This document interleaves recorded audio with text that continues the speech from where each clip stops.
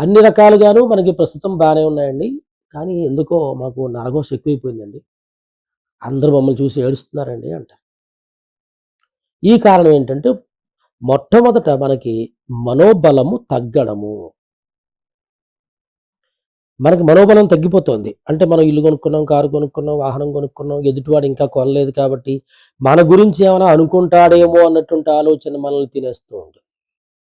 ఇంతకీ ఏంటంటే వాళ్ళు అనుకుంటే అనుకోనివ్వండి. మనం అనుకోకూడదు. మనం కష్టపడ్డాము, కొనుక్కున్నాం. అంతే. మరి కష్టపడి కొనుక్కున్నప్పుడు వాళ్ళు ఏదో అనుకుంటారని చెప్పి మనం ఆలోచిస్తూ వాళ్ళు బానే ఉంటారు. మన ఆలోచనల ద్వారా మనం ఆకర్షణ తగ్గిపోవడం అంటారు చూసారా? ఇదే నరఘోష అంటే. అంచేత ఎవ్వరిని పట్టించుకోకుండా మనం ఏదైనా ఒక వైభవం జరుగుతున్నప్పుడు ఏ ఈశ్వరుడికో, అమ్మవారికో లేకపోతే ఏది మీకు నచ్చిన దేవుడికి ఏదైనా ఒక పూజా కార్యక్రమాలు చేసుకుంటూ ఎళ్ళాలి. ఎందుకు? నరదృష్టి మన దగ్గరికి తాకకుండా దైవబలం మనల్ని కాపాడుతుంది.